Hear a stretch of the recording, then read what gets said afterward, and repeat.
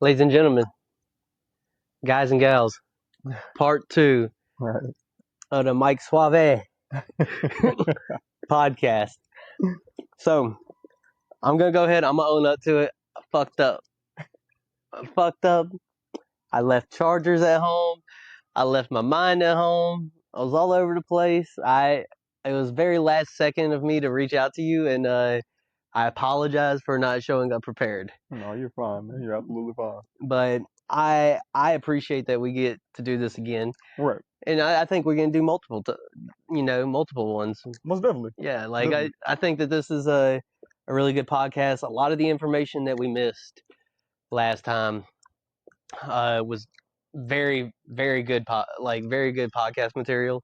We're gonna touch on a lot of that. We're gonna touch on some things we didn't touch on. I might touch on myself. Who knows? I'm just kidding. But to reintroduce my boy, Mike Suave, Michael Smith, owner, operator, 11 in Gulfport, Mississippi. Oh, The man. I'm about to say, so I'm the person that kind of run operations of the business, everything like that. By all means, it's a family business on which I have Mm-hmm. my cousin Jeremiah Mormon, which wish he was here to join us. So he's the head guy. He's the official, the owner of the place and everything like that. So definitely want to give him his praise on that because that place would not be there if it wasn't for him. Oh, yeah. So, what I'm saying, for sure, they definitely want to give him a shout out on it, what I'm saying. And we also have my cousin Darian McInnes, what I'm saying, he's a stakeholder as well, as long as I'm a stakeholder as well, we the people that manage the place, people that run the place and everything. But Mm-hmm. definitely want to shout out Jeremiah Mormon because by all means he is the official, he is the owner of 11 Gulf Coast, and he also owns Lakeland Tours, in which is a charter bus company. And if you ever need any type of transportation dealing with any type of charter buses, anything like that, Lakeland Tours, please look us up, book us. Book us. So, I want to get into it. So, what has been going on since we last talked 2 weeks ago? Oh man, so every day is a journey. Every day is something different. It comes with a different exploration. So since our last encounter, with between running the place there, we've been implementing new things over there at the Living Gulf Coast. Have different events coming up. We have professional mixers that we Mm-hmm. just did yesterday, where we highlight. Well, each week we're going to be highlighting a business, and we bring bankers, realtors, um, tattoo artists, what I'm saying, any type of local business that you just want to come in and network and just get to know people, and by all means we're producing that environment to where you're able to come down, sit, and just let people know about your business. And, what I'm saying, hopefully, what I'm saying, it helps you out. Mm-hmm. So, I know you and me talked about it a little bit. Uh, I've been thinking about doing a little stand up again. Okay. It has been 2 years too long since I've Okay. done it. Um, I've got a few new jokes. Nothing. You know. Nothing too shabby. No, it's good. I do this thing right. I talk to new customers all the time. Right. So constantly seeing different people, and I could try out my jokes on them without them knowing I'm actually trying jokes out. So I'll tell them, and yeah, it may not be the most professional thing, but they know who I am and they trust me no Right. matter what. So they know I'm a professional when it comes to my job. I just like to mess around a little bit. Right. Excuse me, y'all. Um, but yeah, they seem to be hitting on people who don't know that they're jokes. So Right. until it actually hits them, they're like, "Oh, this guy's messing around." So Mm. for that, I think that's important, is being able to get in front of an audience and do it. Um, Doing it to individuals is nice. I have that ability to be able to do it. Right. But man, comedy is just like it's my love. Uh, I love doing podcasting, and I hope this is what gets me into doing more comedy. Right. But we talked about you doing a stand up night and stuff, man. Yes, Yeah. absolutely, absolutely. So we at 11 we look to host all type of events. Like I said, we have I think I mentioned it beforehand on a previous podcast. Hmm. We have pop the balloon events, date night events, karaoke events. We do all black, all white parties. Where where you're attired. We have theme days. Where you specifically tailor your attire to what the theme is. You know, we look to make their places like very versatile. You know what I'm Hmm. saying? By all means, we don't close the door. And a lot of people use that venue actually to celebrate birthdays, and we had a person do have engagements there, where they get engaged there. Have people that have wedding parties there. Like they, by all means, we're looking to expand. By all means, I definitely want to bring forth our military footprint. You know, make sure the military side knows about us because we are military friendly, and by all means, it's a definitely a safe environment with the security firm that we have working for us and everything and all that. So we just want to produce an environment where people can come out, have a good time with their loved ones. By all means, come out with their on Saturday on weekends. We allow all ages for our brunch and stuff. So we definitely want to just produce an environment to where everybody is welcome Hmm. in a sense, and they come out and have good food, hear good music, have good drinks. We have hookah there as well. And by all means, not for the younger people. What I'm saying, especially outside. Outside those hours. But and then we're big for our nightlife. So with our nightlife, a lot of people come there and they enjoy the vibe, man. They enjoy the vibe. We have this thing where it's called like we post about it's the vibe factory, right? Yeah. I mean, for people that don't know what a vibe is, it's like just a setting where you're able to go and just truly enjoy yourself. Oh yeah, all our guys, they gonna know. Yeah. They gonna know, sir. I'm telling you. So, no, I've experienced it. I've experienced the security firm too. They stop me at the door. They say, "Hey, motherfucker, no, what you doing over here?" Nah. I Has anyone ever brought that idea to you about a stand up night, or is that like something so that just like you and me was talking about, and you were like, "Damn, so you are actually the first person to bring it up. okay." By all means, like when you're in a business, you always look at different spots that's similar to yours. What I'm saying, kind of the competitor aspect, and you see what they're doing, what's working for them, type deal. And what I'm saying, you kind of tailor ideas and come up with different things to incorporate in your business, see what will work for you. But I've seen other places do stand up comedy, but I never thought about it at our spot. But when you brought it up, I was just like, man, I think that would be a great idea. I think it would because that's a nice spot. Boy, that fucking country almost came out when I said nice. I had to stop it. I said, get back in. Yeah, No, I think it would be a nice spot for it. To be honest, it's right. You have you have the juke joint in Ocean Springs that does it. right, There's a place down in Long Beach who does it. You're right in the middle. right, So I think that like location is going to be very good for that because there's a lot of comedy. Like there's a lot of comedians down here. There's guys who I didn't know were doing comedy who are down here. really, Yeah, I've ran into a few of them. Ben Compton, he's a former 890th guy. Like he was okay. 890th, and then he went 155, and I think he's out now. He's a stand-up comedian down here. You've got Dustin Socher who does comedy down here. I don't recall where we stopped at with what I was saying, but Just let me know about all the comedians oh that's yeah, yeah, yeah. that's Thank around you, here. thank you. Yeah, we have all kinds of comedians down here, man, and I think that it would really bring a certain crowd to you. I know the military is really big with humor. Oh, Um, the biggest thing to me has always been though when I'm doing my stand-up, I have stories for days about military guys. I right, have stories for days, but the problem is the civilian world doesn't understand how funny that shit is because they're not part of our life. They're not part of our crew. right, So they don't get to see like, oh, that's why that's fucking stupid or that's why that's retarded. right, So that's why I try to steer away from military stuff, right? right. I stay mostly at like insecurities of mine.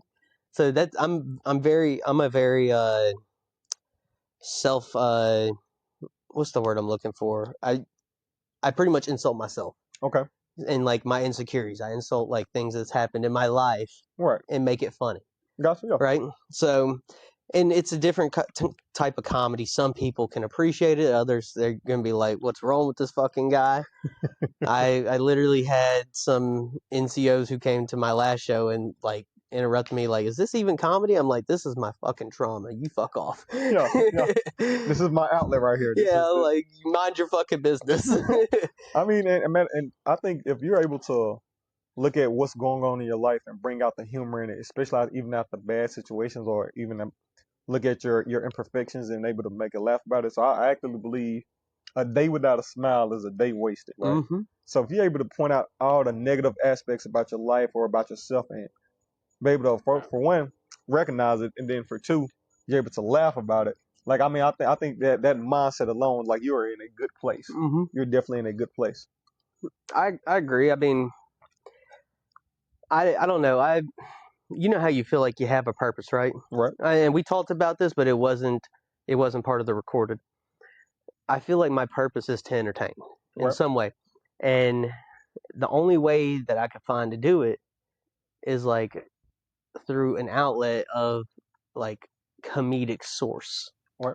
Um, Even this podcast, it's kind of a comedy podcast. It's not just like we talk history a lot of the times. We talk about political stuff. We talk about football. Like we talk everything, but it comes from almost like a comedy base. Right. Like we start off there, and the reason I feel like that's important to me is because I like that. I like to make people like bring a little bit of hope to the day. You know Yeah, what I'm saying? most definitely. You definitely, definitely put a smile on, somebody's face. You know, what I'm saying, throughout whatever you're going through. And thing is, as you actually talk about yourself and your insecurities, especially within your stand-up comedy, people might be able to have those same either insecurities or those same problems, and just to hear you talk about them, they'll be able to relate to you more, and they'll be like, hey, maybe this is just such isn't a bad thing. You know what I'm saying? Like, Yeah, hey, I'm not the only one. Like, yeah, so it'll definitely bring light to somebody's day. So I mean, I think that's absolutely great, man. yeah. And my co-host Murata,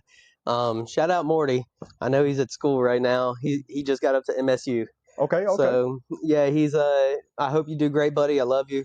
I know you'll never say it back. What made But him choose MSU? he actually went to Southern Miss for a little while. Okay, But but he left us. yeah, he went to MSU because it's a better geology program, I think. Okay, And understand. dude is like fucking smart as hell. You ask him about any rock, that motherfucker be like, "That's not a rock, that's concrete." He's able to pinpoint it, huh? Yeah, he knows it. So, um, I love the dude. I hope he's doing great, and I look forward to seeing any of the products he puts out while he's up there. Mm. But so yeah, like we both kind of agreed when we started this, like we had been talking about doing this for 6 years, Okay, and well, yeah, roughly 6 years, and we both agreed, like, hey, if we're doing this, we're doing it with a comedy base right. because we both had the same idea of we can use this to get material out of, Hmm. but we could also bounce things off of each other. Right. And we're super funny. Like you can ask anybody who was in that office with us on mission. They come in and we just bing, bing, bing, bing, bing, bing, like fucking ping pong machine. Y'all Ding, keep ding, him ding, ding, ding. entertained, keep everybody entertained. Oh yes, sir. It was nonstop. Um, but that's the main reason we decided to do it. Honestly, was comedy base is gonna make people feel good about this. Right. You don't want to bring any kind of like tension to a podcast, Right. in my opinion. Now, unless that's what you're planning on doing, and that's going to be your sole audience, is people who are looking at you and saying, "Man, yeah, like they want to be worked up." You know what I'm saying? Right. We looking for the people who are just, hey, we want to just be chill and we want to laugh a little bit. Yeah.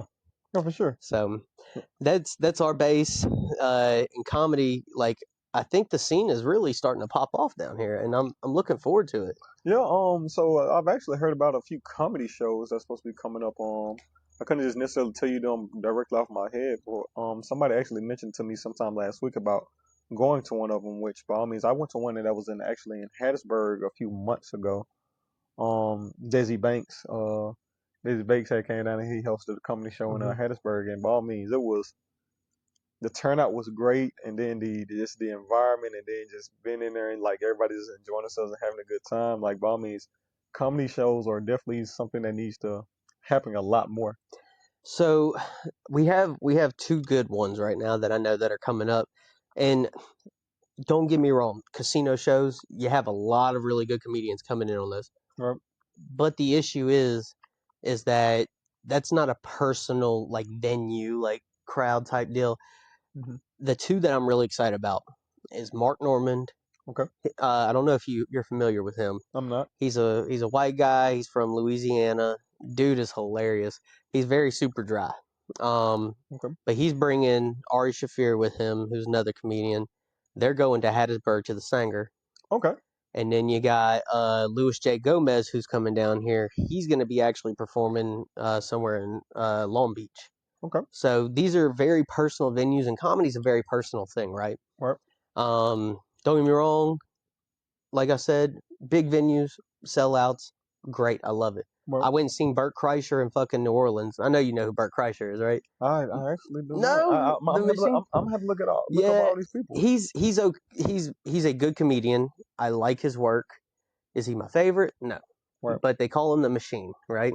My wife took me to go see the show, and it's because he has a story that he tells, and he always starts at the same. Mm. It's his last story he tells, and if he doesn't tell it, the fucking crowd gets pissed. Right. It doesn't matter how many times these people seen it; they want to hear the story again. He starts it off. He says, "So this one summer I went to Russia," Right. and then the entire stadium. It's almost like someone starting a song off, right? Mm-hmm. And then like everyone in the crowd goes crazy, like, "Oh my god, I can't believe they're playing it." When he says, "This one summer I was in Russia," everybody erupts. He like takes his shirt off on stage. He looks like my fucking dad. I'm not gonna lie. Fucking big old pot belly, fucking big Right. thick beard, and he just got on juice, so he's like fucking this with a pot belly. With a pot belly, right? So it's like I'm like, damn, that reminds me of my fucking dad. But like he put on a great show, and this was in the Smoothie King Arena. Mm-hmm. So a big venue, great show. You could put on a great show anywhere, but I really like the comedy where it's personal. You're in a small venue, and like you can see the back of the crowd. Right. Uh, just because even as an audience member, like I like to be able to like see him and him see me Mm-hmm. because it makes it a little bit more like you feel it Right. a little bit more. And that going back to your venue is even the outside stage is going to be a good venue for it Right. because you have a venue that's a straight shot, right? Right. I can see the guy from the furthest table all the way over to this side as well, you know? So from either side, I can see the bar, I can see the bartender. So it's a very good venue for that kind of show. The inside, from the brick wall, you can see the back corners each way. Right. It's a very good spot for comedy. So I think if you start hosting shows there, like I'd do some open mics, Yeah. see what you have rolling in, man. Yeah. I look, you the businessman. I'm just saying, from a comedy standpoint, open mics bring a lot of people in. Yeah, matter of fact, I know we have a open mic event in which by all means I'm definitely going to include the comedy Hmm. thing for sure because I mean that's well, I always never I would never turn out any good idea or good event. But you know we also do poetry night. Okay, We also do poetry night where we actually by all means I actually write poems here and there. do you? So I do. Nice. So We just learned something new about Captain Smith. well I used to write them all the time but that's an open mic event as well that you know we have here in which by all means a lot of people actually come you know what I'm saying came out for it. Really? Yeah, well, a lot of people have a lot of spoken word to say. No shit, Yeah. man. I didn't know that down here is like a very big poetry like Mhm. type of deal. You Yeah, know? they were in there snapping their fingers. No shit, man. That's nice. That's nice to be able to bring in crowds like that, though. Y'all are very good at that. I can give you that. Yeah, I was about to say it's well, whatever the customer wants, if we are able to incorporate it, that's what we're trying to do. You love Island Nights? Love, yeah, the Love Island. I mean, the demand. I mean, because you got to look at the demand for it. If the demand is up there for it, and people actually want to see, it and they're willing to come out for it, then why not? Yeah, I agree. But yeah, man. I really think that you've got something special because with the way y'all bring in a diverse crowd, Right, it's very nice because you're not catering to one, right.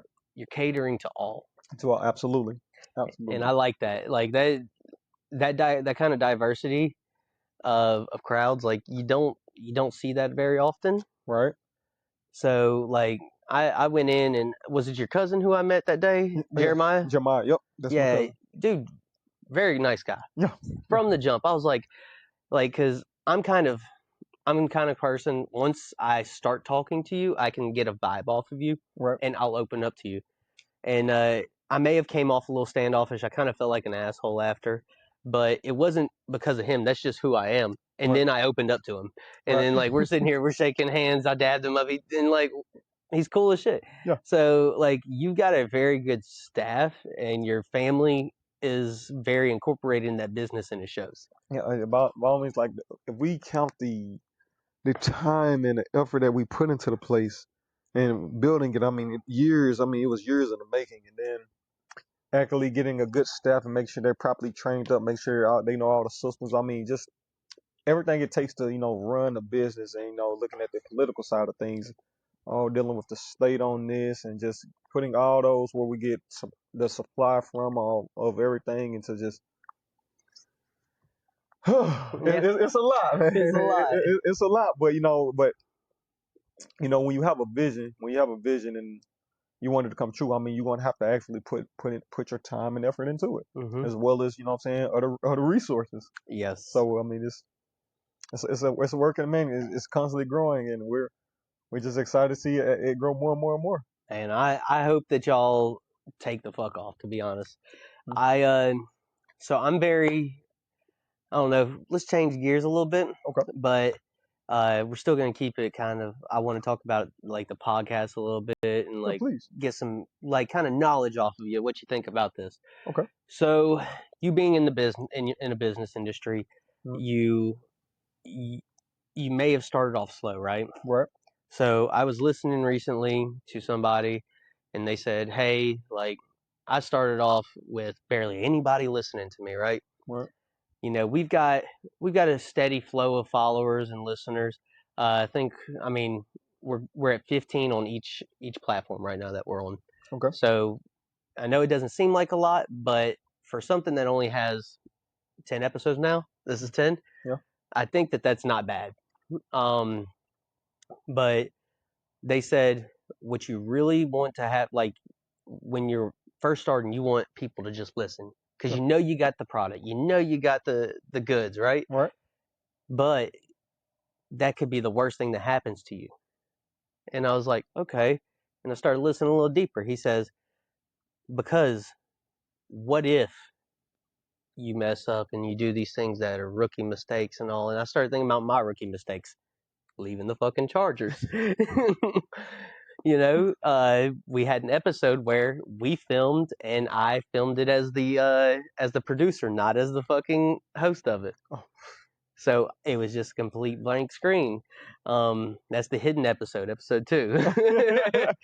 So that one, we had no sound. It was just an hour and a half of blank black screen. blank back screen. Wow. So I'm like, okay, I see that. Like the mistakes you make aren't being seen right now, so you're making up on those rookie mistakes. Right.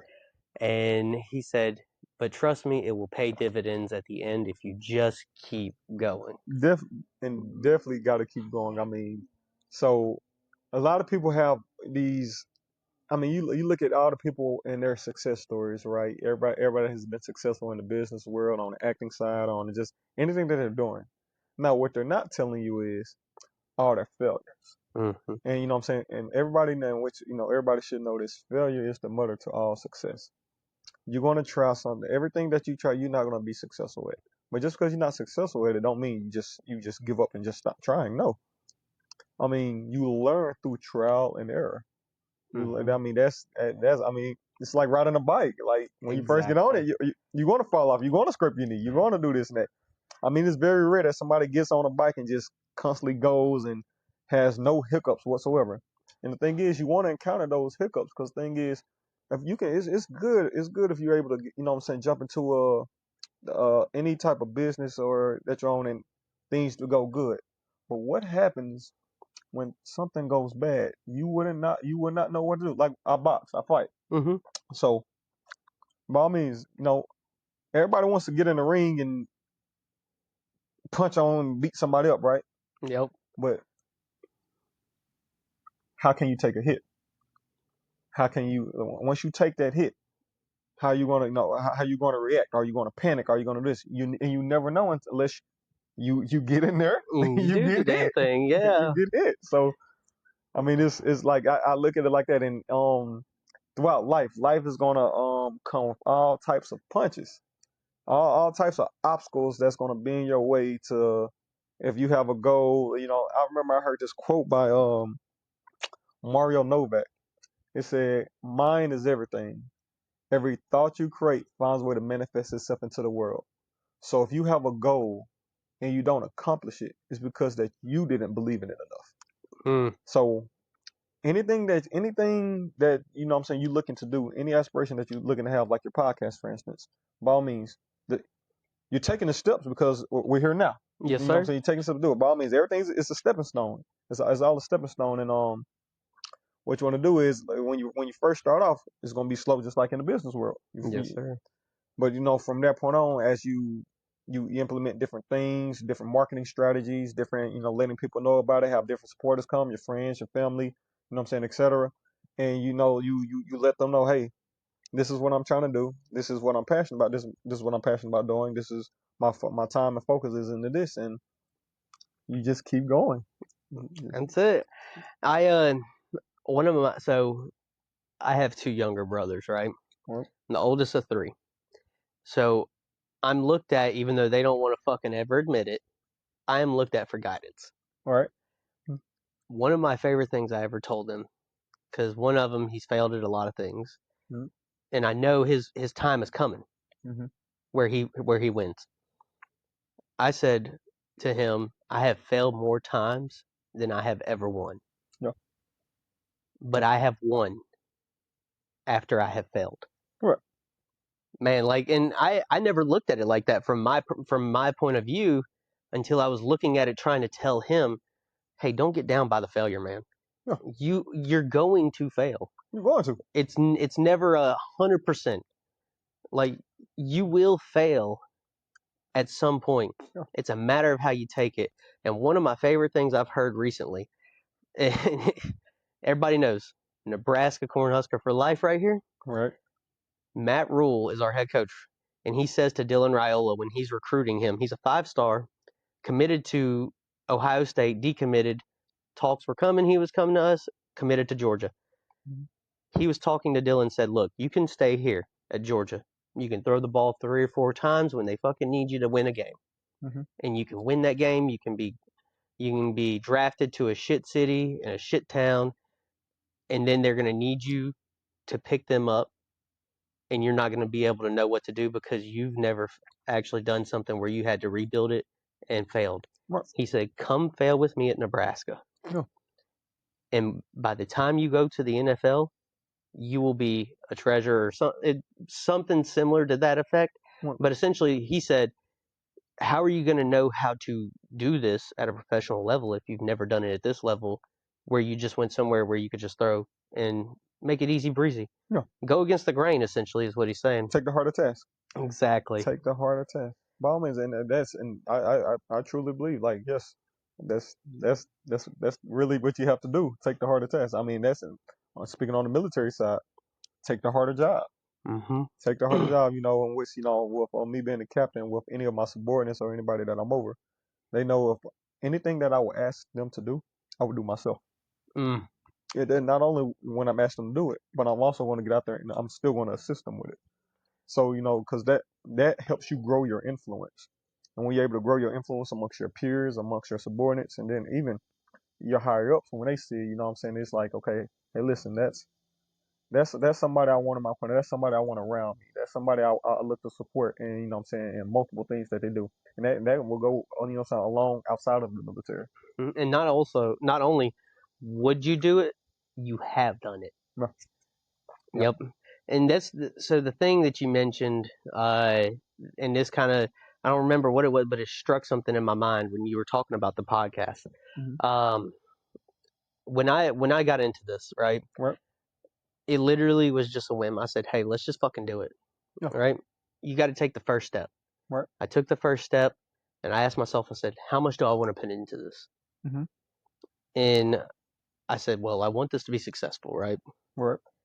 I want to get better at this. Right. I want to do things. I want to have people on. I want to talk to them. I want to get to know people, not just on a level here of, hey, we're at a base level. I want to know you introspectively. I want to know you as a person. I want you to look at me and say, hey, this guy, he actually cared when he interviewed me. Yeah. Right. And so I said, well, I've got to go 100% if I'm going to do it. Then I can't just Definitely. be 1 foot in. Like me, me coming to meet you, right? Right. I'm putting in gas, I'm putting in time, Right. I'm putting in the hours of work afterwards of doing this. Right. And this isn't me like bitching at all. This is me actually. I never compliment myself. No. Never compliment myself at all because I'm not the type of person to sit here and be like, "Oh, Gary, you're so great." No, this is me finally saying, "Hey, like I'm doing this because this is something that I actually enjoy, and I'm willing to go the extra mile. I don't care if you lived in fucking Hattiesburg. Right. We'd be driving to fucking Hattiesburg tonight if we had to. I appreciate that. Yeah. Yeah, I mean, Appreciate because like it's I'm bringing a product to people, and I'm bringing you to people. that. Right. So at the same time that I'm bringing my product, I'm bringing people to you to see who you are, Right. and then they're gonna say, "Oh man, this guy, oh he owns this." Oh, So if I'm putting full effort in, like I don't know if you saw the intro to the I podcast. did. I did. I did see the I intro. built that, Really. built it myself from the ground up. You're very talented. I it took Very talented. it took about 3 days to do, and that's probably about a 20-minute project for some people. Right. But I put in the effort because I didn't know what I was doing. Mm-hmm. And you should see the first one that I ever built, the second one, and this is actually the fourth intro that I've built.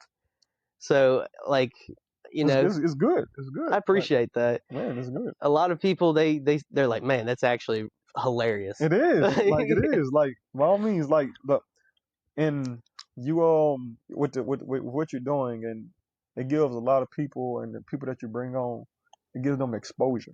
Mm-hmm. It gives them, you know what I'm saying. Not only are you with the people that you watch, you're giving them exposure to like probably a whole new crowd that they probably didn't even think that they can reach. Yep. And you know, with the stigma of with with down here on the coast, you know, everybody got these perceptions of this place, that place, this place, that place. So being able to just speak on a platform and to speak with you on let people know just how diverse we are with, you know what I'm saying, multiple things. But you know, I mean, I actually appreciate it. Oh I man, actually appreciate it. I appreciate you coming on. Uh, you and Sean Brown, well, we had my wife's friend, you and Sean Brown, Hmm. and I ain't ranking nobody, but you willing to come on again? No, I'm messing with Sean. He ain't even gonna listen, but Oh Lord. Hey, Sean is a funny guy. Sean is hilarious. He's a definitely funny guy. I love Sean. Like, you know what? I was gonna say this earlier, but I thought let's save it for the podcast. If there is ever a motherfucker that I could call at 3 a.m. and help me do something suspicious, he is the motherfucker. He's the guy to call, right? I could call him right now. I guarantee you he won't answer. But if I called him at 3 a.m., he's gonna answer my fucking What's going call. on? What do you need? Where am I going? He he's there for me, man, and People like that are hard to find, man. he it really do. I've said this on the podcast before, but I will say it again. I have been absolutely blessed. I have two best friends who, if I called at 3 a.m., they would come. Right. And it's Murata and Brown. No matter what, if I'm fucking in a ditch dying, I call them up. Hey man, I need help. They're on their fucking way. They're on their way. Yo, But I call them at any other time of the fucking day. leave me alone. Yeah, which is that's fine. That's who they are, and I've accepted them for that, and they've accepted me for who I am. Right. And man, friends like that, they come few and fair, Right. and I can't say how much I appreciate having them. And I feel like you're a very good friend, and we've grown quite a friendship doing this podcast. Most definitely. And I look forward to doing other things with you. Absolutely. Man, like friendship it's one of those things that like when you find it, like be thankful. Yeah. Um, I don't know if it's like that with you. If you got people like that, you call at 3 a.m. But Yes, for sure. I have two brothers. You know what I'm saying? By all means, I don't have real brothers, but I have like two guys that I know I can call any time of the day. And by all means, they're gonna pick up. If I call them and say, hey, listen, I'm in some shit. This is what I need. It's done. No Mm-hmm. questions asked. You know, they're gonna let me know what you need. Let me know when you're good. If you need my assistance, hey, I'm coming by all means, and they know I'm going out. Whatever they need from me, if I can do it, it's done. Absolutely, Consider it done. Yeah. man. I tell you, we got a lot deep into uh, the culture last time of what's going on in the society, Right. how infidelity has increased so much Yeah. due to a lot of things. But you know, I think if we hit on it, that's okay with me. But I really appreciate just being able to speak with you about things like friendship and being able to show the appreciation towards you that I have for you coming on. Yeah, for sure. For Because sure. not only is this a good opportunity, like you said, for you to open up to new boundaries, it's really one for me because I'm able to actually practice my skills with you. Yeah. You were willing to come on, not knowing a damn thing about me, not knowing how well I would be or how bad I'd be at this. So I really, if there's nothing else that anyone takes away from this man took a risk, Yeah. and I appreciate every fucking bit of it. So it's often said if you're not actively helping somebody else make their life better, then you're wasting your time. Hmm. So like by all means, I believe everybody's put in your life for seasons and reasons. You Mm, know, everybody's supposed to teach you something, or you should be able to grasp something from somebody. I mean, I've had a seriously came across a kid, a 7 year old, who real life taught me. I mean, I said the quote earlier. You know what I'm saying? Like a day, because I was in a store, and I was frustrated. I was irritated, and I was just like, I had my military uniform on. And I was just mad at just mad at the world, because like you know what I'm saying. It was a long day, and this kid just came up and just like, hey, you're a soldier, and I was just like, yeah, I am one. I am one. Do y'all always look mean? And I was just like, no, we don't always look mean. We don't always look mean. I was just like, I probably just got a mean face. And just like, well, smile. You need to smile. And then what I'm saying, I smiled, and when I smiled, it was a girl. And when mhm. I smiled, like she was like, "Oh my God, you're beautiful." And I was just like, Oh. "A kid just called me beautiful. A female just called me beautiful. Okay, yo, I'm gonna take that." It's like, hey, a smile is a smile. A day without a smile is a day wasted. I always smile. But when that kid told me that, I said, man, I just learned something from it. Because by means, I would go days without smiling. You know what I'm saying? You know what I'm saying? The time, I mean, if I have nothing to smile about and everything. But it taught me to like realize just you can have a million things to frown about, Hmm. but if you got one thing to a million things to frown about, but if you got one thing to smile about, focus on that one thing. Focus on the positive, and it's like the secret to the universe is the law of attraction. Hmm. What you put out is what you attract. So if I'm constantly always thinking negative, and I'm always giving out bad energy and always just like that is what I'm attracting for myself. Just bad juju, as some people would call it. Yes, But sir. when you thinking positive, thinking in a positive manner, and you always focus on I remember, and oh man, it just brings me to this quote. I'm real heavy on quotes. You're good. I remember reading this quote. I forget who it's by, but it says, "Consult not your fears, but your hopes and your dreams. Think think not about your frustrations, but about your unfulfilled potential. Concern yourself not with what you have tried and failed in, but what is still possible for you to do." And it's by the Pope. But that quote alone, like when I actually just listen to, I mean, think about, like, really just key in on what it says. Consult not your fears, but your hopes and your dreams. Think not about your frustrations, but about your unfulfilled potential. Concern yourself not with what you have tried and failed in, but what is still possible for you to do. And if we really just take that quote and apply it to all the aspects throughout our life, we realize there's somebody that's out there that's always in a way worse position than us. We Mm-hmm. have so many things that we have, you know what I'm saying, we are should be so grateful for, you know what I'm saying, throughout our life. And then us as people, we don't realize just how powerful our mind is and just how powerful we are. Because thing is, we are the a little stanza from the poem Invictus. We are the master of our fate and the captain of our soul. Mm. Like we determine just how far we're going to go. And true enough, you have people throughout life that can sit there and tell you you can't do this, you can't do that. You have people sit there and tell you, oh no, matter of fact, and then just because you try something and it don't go the way you expect it to, you didn't take the route that goes, does not mean you can't take another route and still end up with that same end goal. So it's when you actually just take a look at that, the whole perspective of things, and like by all means, I have a few things that I have been very successful at, but I have 200 more failures that nobody absolutely knows about. Yep. So you know what I'm saying. So when you actually just look at the whole stanza of things, it's just like, man. I mean, what they say about the guy that created what, Thomas Edison, that created the light bulb. He created the light bulb. What, that Mm-hmm. was his what, 101st invention. So all Yes. 100 beforehand, he failed it. It's either that or it was his 101st try.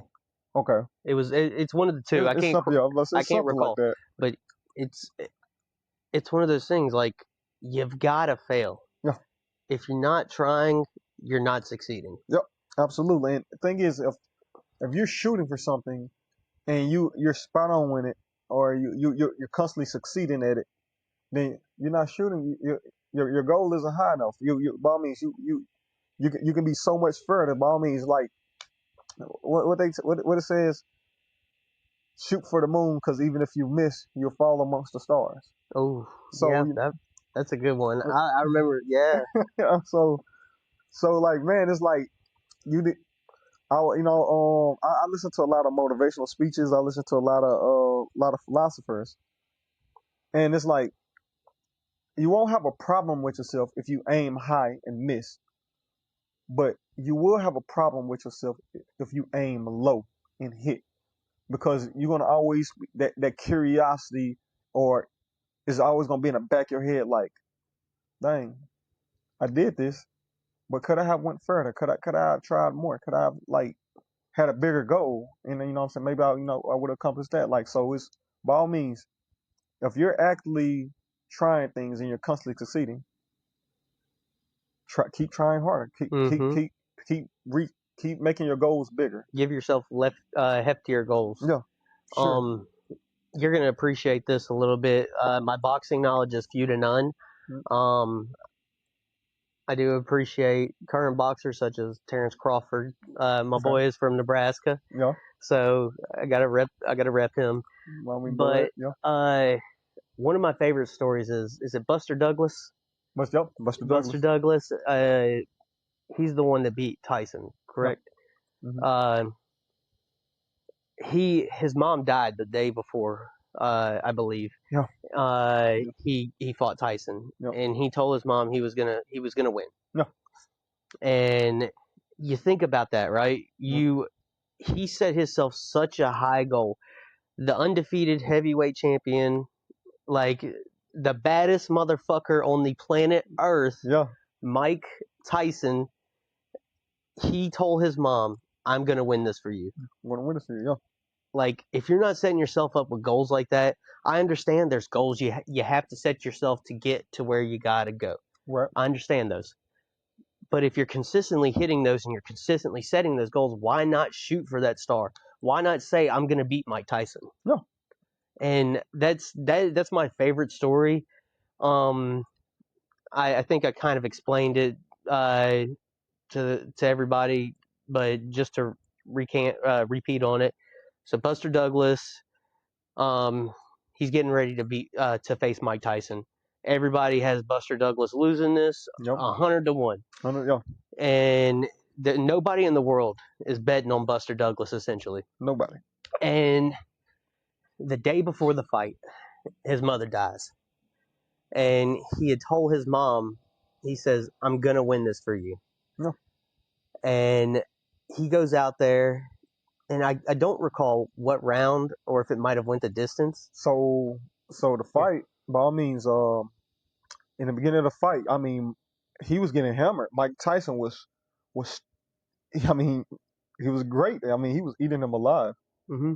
But Buster Douglas' purpose, his purpose, like it wasn't just a get in here and beat Mike Tyson and win the championship. No, he had made a promise to a woman that he loved, a woman that what I'm saying gave birth to him, Mm-hmm. and that's the very thing I think a lot of people still like they don't really realize nowadays is you can do a lot of things, but if you don't have a purpose behind it, if you don't actually understand your purpose on why you're doing the very things that you want to do, then you don't have the correct fuel to keep driving you when things get hard. Mm-hmm. When you come across those obstacles, but when you understand when you have a purpose behind it, when man, it makes all the difference by all means, because like motivation is going to come and go. Always. Always is up and down thing. Motivation comes and go, but your drive and you actually realizing why you're doing the things that you're doing, and it's not for a selfish reason, that is going to activate something in you that can't no one put out. Absolutely. Can't no one put out. That's I don't know how familiar you are with David Goggins. I'm very familiar with David Very, very Goggins. familiar. Have you read his books? I have I think the one I'm Can't Hurt after, Me. you can't hurt me. That's Can't it. Hurt Me. Can't hurt me. Yes. I cannot suggest this book enough. Listen to the audio version. Audio version. He actually goes in and he tells pieces of the story that's not in the story in the audio version. But this book, it's great, fantastic. But the reason I bring him up is he has a saying: motivation is bullshit. Mm-hmm. It's the discipline at the end of the day Yep. that will drive you to win. Yep. You have to be, well, he doesn't say in those exact words because that motherfucker will never say, it'll drive you to win. Like, he's going to cuss you out. But essentially, you have to be dedicated. You have to know the reason behind it. Now, only David Goggins knows his true reason on why he runs 200 fucking miles a week or however many miles he runs in a week. And the dude is insane. Fucking has like knee surgeries on both knees. Yeah. The dude's a monster, and he actually was part of the reason that I had the weight loss journey that I did. Because I don't know if I've ever told you, sir, I was at 270 pounds. Oh wow. I was a fat fuck. Oh wow. Okay. I would have never guessed that. I was 270 at one point, and I dropped down 100 pounds within a year and a half. Okay, man. And Wow. it was him because he was in the same situation I was. Literally, he was in a slum.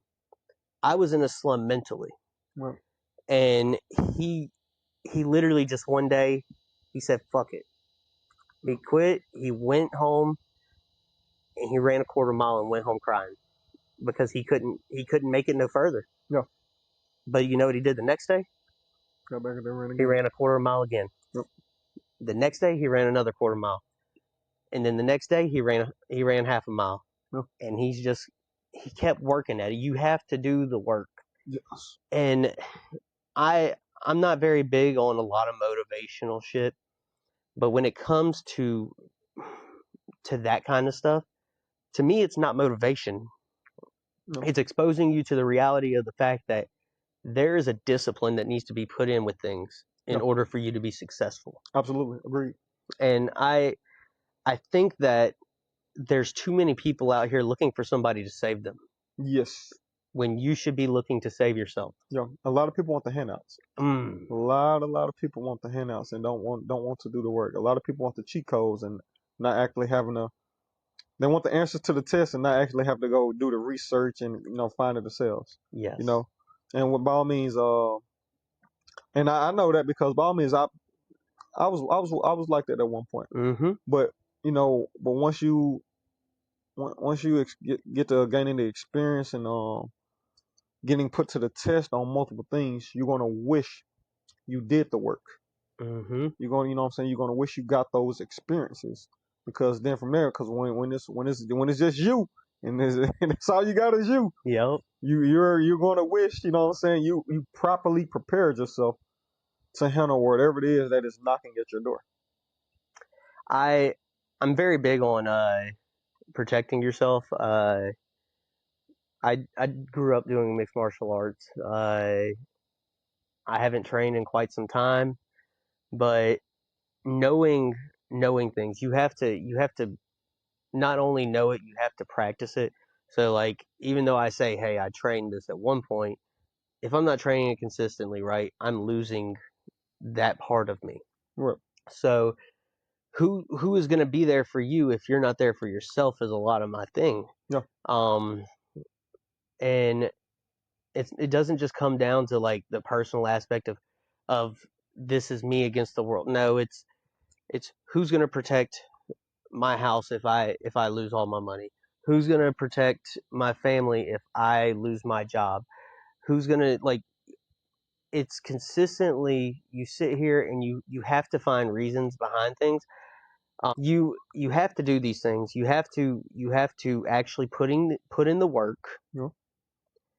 daily, and it doesn't have to be physically, doesn't have to be mentally, but you have to prepare yourself for everything. At some point in your life, there's going to be a test that comes, Yes. Absolutely. and it may not be a actual written. It may not be a click answer. No. All right. Sorry for the break, y'all. I kicked us off the fucking Wi-Fi again. uh, but so it's been about a 5 minute break, so I kind of forgot where we're sitting at as far as uh topic. But you you like college football, huh? I do. I do. I Yeah. do like college football. I watch it here and there. What's your So I've always been in college ball means I've always been a Oregon Ducks fan. mm, I you know start, Oberg, huh? huh? You know Oberg Oberg. Yep. from Yep. he's a Oregon Duck guy. Yeah. But continue. I'm sorry. But no, you're fine. You're I fine. So digress. I start off being an Oregon Ducks fan because I just like their uniforms. I Mm-hmm. really, really like the uniforms. But then I also like the aspect of their speed team.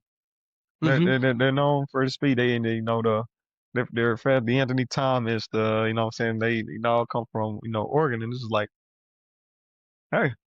I'm about to say you pick your teams like my wife picks hers, but no, that's realistic. Oregon is a very quick, speedy team. Yeah. Um, Marcus Mariota, their Heisman winner from years ago, he was the one who kind of like broke out for Oregon and kind of like has created them to what they are today.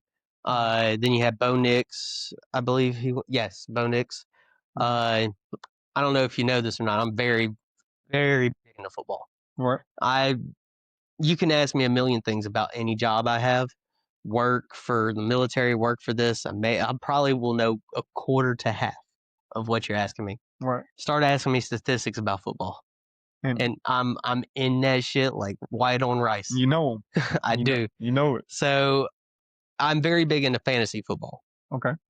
Uh, my my reasoning behind it was kind of like something me and my dad got into. And it just kind of grew for me over the years. It grew into almost like a passion to know statistics. I was paying attention to people who were in their junior year of football Right. and of college ball, and I'm like, oh, this guy's gonna be good in the NFL in the next 2 years. You got to be watching him.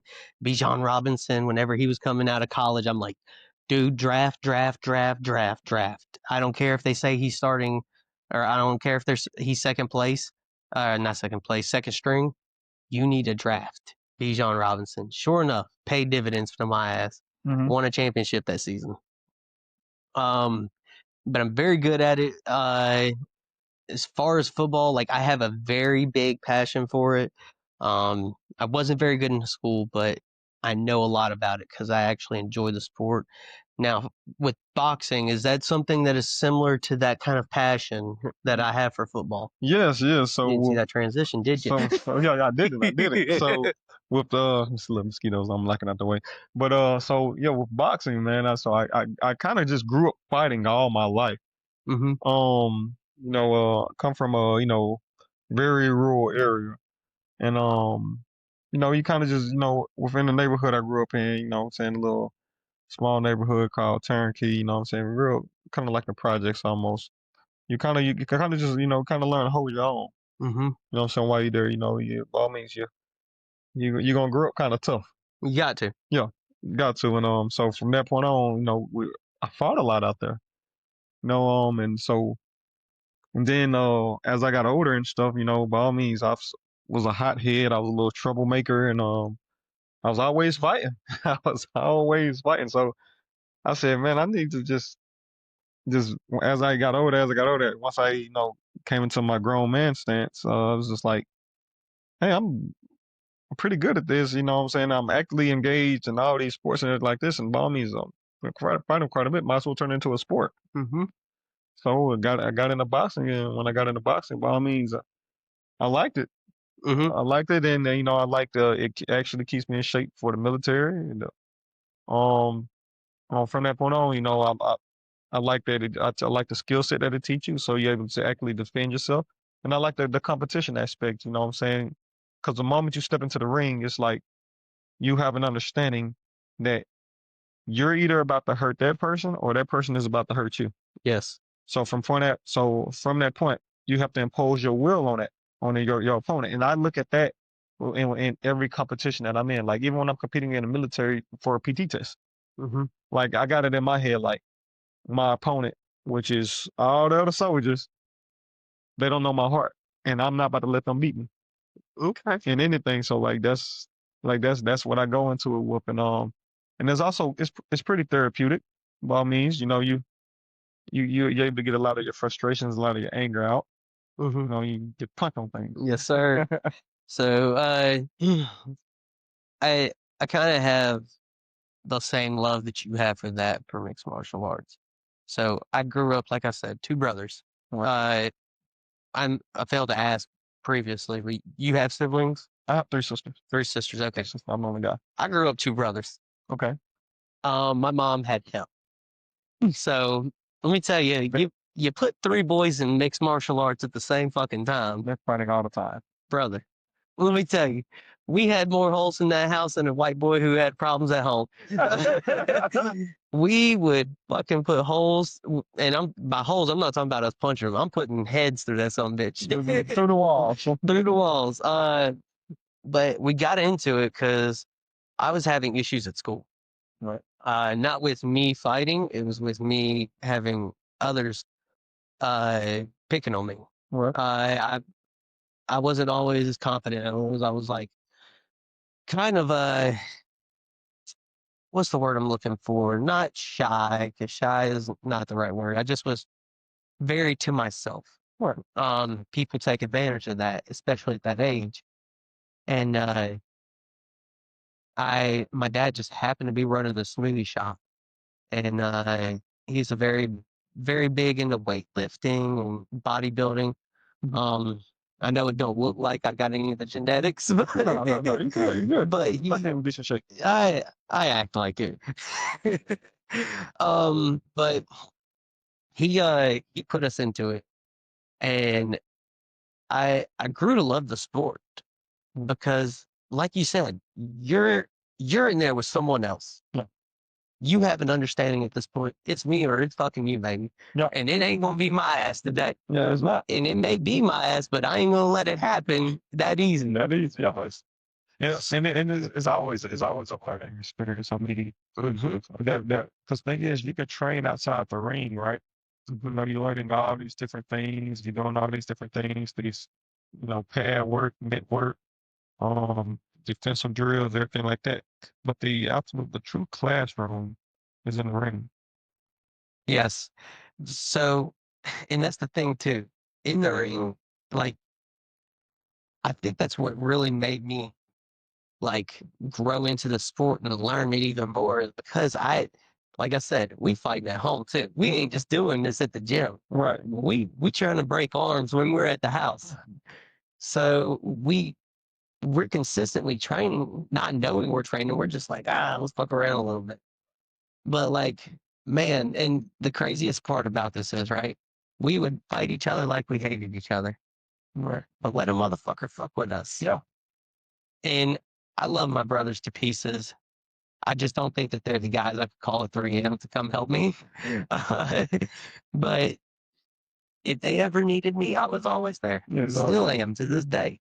But I'm a recap on a little story that I have from when we were in boys camp. So we all got banned from this boys camp after the summer. We got banned. We were never allowed back. They said Barnetts are not allowed to come back to this. My brothers, my youngest brother was a shit stirrer. I'm talking about from the day he come out, he was trying to start some shit with somebody. And this big guy, he's a senior in high school. I was a freshman going into my ninth grade year. And my youngest brother is sixth grade, middle brother, and seventh. There's a year difference. My middle brother is talking shit to this guy who's a fucking senior in high school. Well, he pushes my brother down, and I can see it happening from across a soccer field, right? Mm-hmm. So I take off running, and I just Superman punch the shit out of him. I turn around and look, my middle brother's on top of him too, hitting his ass, and all three of us jump on top of this dude. We're whooping the shit out of him. They had to pull us all off, and they were like, "Hey, no more. Like y'all are done. You're out of here. Go get your stuff." So it's that kind of loyalty, like with with them, and that like we trained together, fought together, we knew each other. It wasn't the gym that we fought at, but like it felt like we created a bond, even though it felt like we hated each other at that moment. Well, I know this story kind of went in a different way, but like no, it's it's one of the things I can appreciate growing up and having siblings who I know now it sometimes feels like we don't have the greatest relationship. I look back on and I can say like in that moment I knew who had my back. You know. Sure. Yeah, if anything other than waking up at 3 a.m. to come find me, like I could count on them for it. It's just it's nice to have someone who has your back like that, and especially when they're your blood. You know, I love that. I know this. I talk a lot, but yeah, I hope that everyone can kind of find that. You know, For sure. I mean, and thing is, like, us as, as we identify, what I'm saying, I like a lot of people, and, like I said, different people come into your life for different seasons and different reasons. And, you never turn your back on family, even when they do it on you. For one. mm-hmm. And then for two, fight back for Fast and Furious. For Fast and the Furious.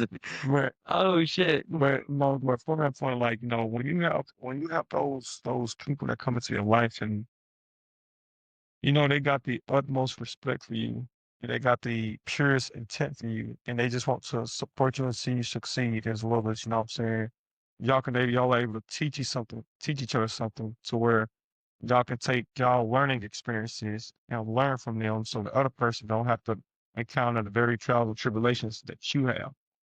Mhm. I mean, because overall, when you look at the moral character of a person, you are able to identify who's really for you and who's really not.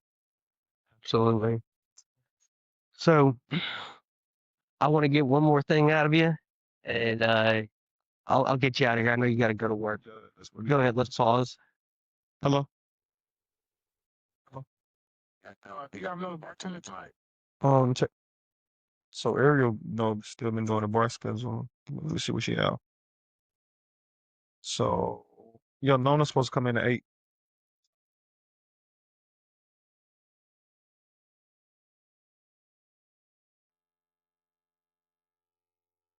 All right. So give me a moment, right? I'm going to give you an example, and I want you to tell me something that made you feel similar, right?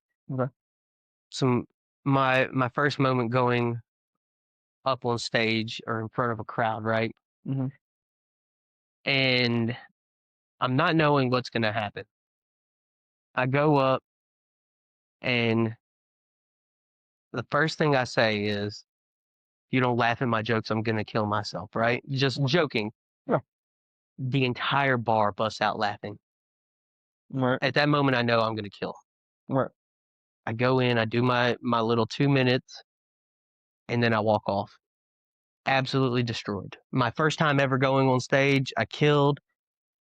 It was the greatest feeling I ever had. Right. So I want one of those moments for you, but I also would like another moment to where my second time I go up, I almost felt like I failed. Yeah. Right? I still think that a lot of people told me I did good, Yeah. but I feel like I failed. And I What is? wanted to improve my craft. So if you give me 2 moments like that and how you worked through it and how you handled it mentally, Yeah. I'd really appreciate that. Okay. Sure. Sure. So I'm gonna utilize my very first boxing match. Mhm. My very first boxing match.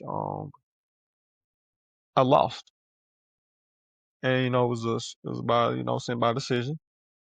Um, I mean, as I looked at the videos and as people looked at the videos and everything, and everybody had different opinions on who actually won the fight, who actually this and that. But when you start a craft, when you start something and you put your very all into it, and you don't get the outcome that you want to get, it's very your mindset is defeated. Mm. It's very defeated, and you get discouraged. You're sad. You're frustrated. I mean, you have all these different emotions coming, and as I talk with people, what I'm saying, after the fight, they was just like, man, you really won that one. You really won that.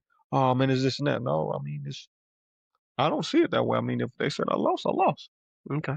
They said I lost, I lost. I mean, thing is, I should have been better. And whatever it is I could have been better at, I should have been better. And so when my mindset, what I got out of that was I trained harder.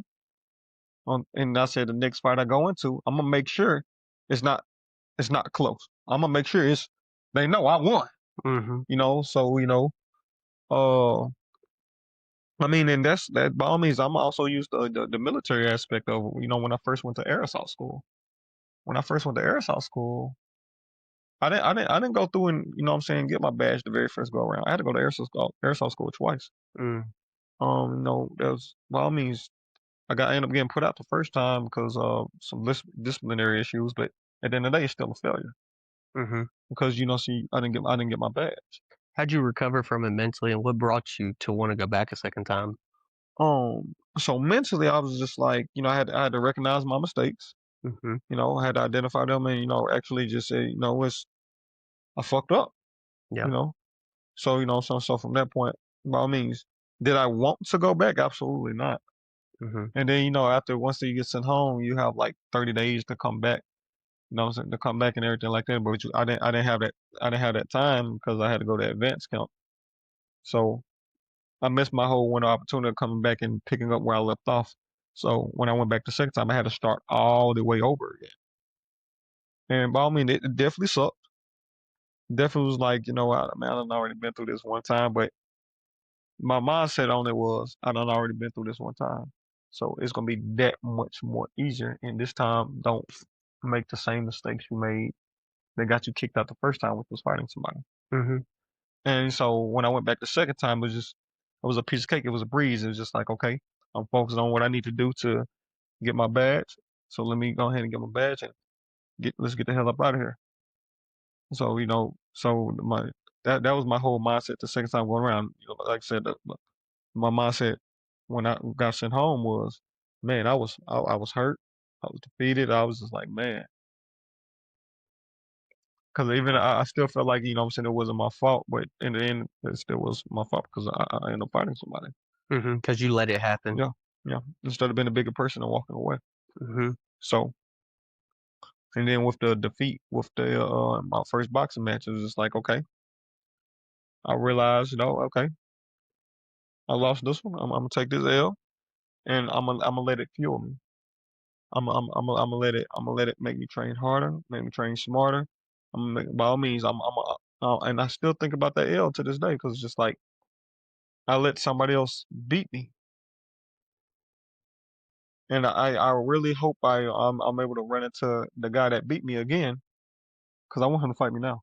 yeah, You know. yeah. So Um, what was your recovery from that mentally to get back in there? the whole recovery aspect of by all means, like when you first fail or something, especially when you put your all into it and then, you're very passionate with it, it hurts, man. I mean, so what it looked like for me was it was some sulking. It was definitely some sulking done. I mean, feeling sorry for yourself. Mm-hmm. But like I have this thing to where if you fail, by all means, feel bad for yourself, but don't feel bad for yourself too long, because now you got to get back to work so you can achieve. Mm-hmm. And then I also got this thing where when I accomplish, be proud in your moments, but don't be proud for too long, because this after that, what you it's time to get to the next achievement. So on no, so on either side of the perspective, whether I accomplished something or whether I failed at something, the the recovery aspect of whatever is for me is take a day, listen to some music, feel bad about it, feel what you feel, stand on it, sit in it, but the next day, okay, be better.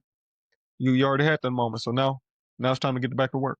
So essentially, don't linger in the emotions of your losses or accomplishments and let it negate your future endeavors. Yeah. Okay. I know it's kind of hard to relive shit like that because trust me, I fucking hate thinking about that time I fucking bombed. Yeah. I hate because it literally it stings in the front of my brain every day. Every day I think about it, and it sucks to relive that. But the reason I asked that one and then also the successes is because people people who I don't know if they're listening to this or they'll listen to it 5 years from now. Mm. But when they hear it, I want them to know that you will fail. Yes. You will fail, and what is the process of someone to be able to go through that failure and get back out there, to get back up, to be able to do this? You just have to make the decision. Each and every day. I mean, it's seriously just it's a choice. Mm-hmm. You have to seriously just decide what you're gonna do, how you're gonna do it, what you're gonna be, whatever it is, whatever you're committed to, whatever you're dedicated to.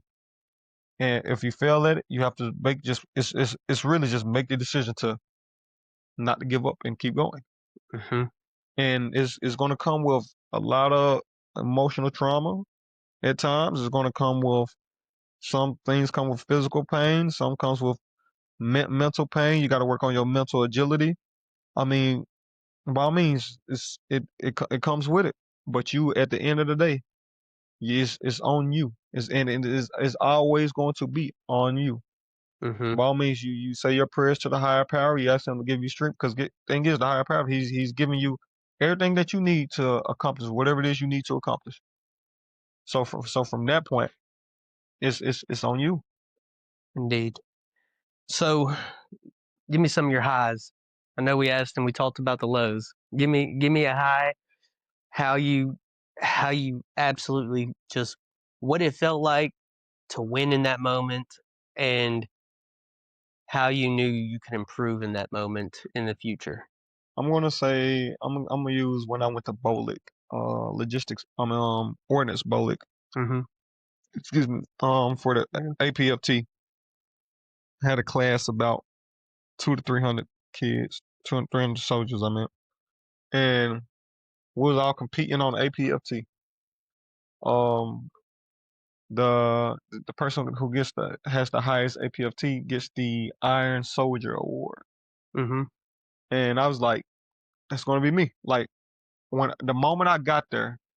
And by all means, a lot of people's gonna view it as a little cocky, a little this and that. Well, I'm not a cocky or arrogant individual, but like by all means, I believe if your presence doesn't make an impact, then your absence will go unnoticed. Oh, So, that's nice. no, That's so nice. I definitely like you're gonna know I'm there. Mm-hmm. You're going to know I'm there. So when I got there, I said to myself, and I said to the class, for one, I was automatically chosen as the class leader. And then for 2, I said to myself, I'm going to have the highest. You lead by example. So I'm going to shoot to have the highest grade point average, and I'm going to shoot to have the highest APFT, and I'm going to shoot to have the highest shooting. By all means, shot 39 out of 40. My grade point average, I was ranked number 6. Had 5 people that had a higher GPA than me, but on the APFT, I was number 1.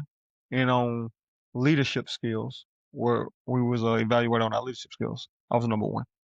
Okay. So when I stood up there and got those awards, what it felt like for me was like I sat there and I said to myself, you know what I'm saying? Because it was good and bad for me. Like, because here it is, it's like, yeah, I said I was gonna do it and I did it.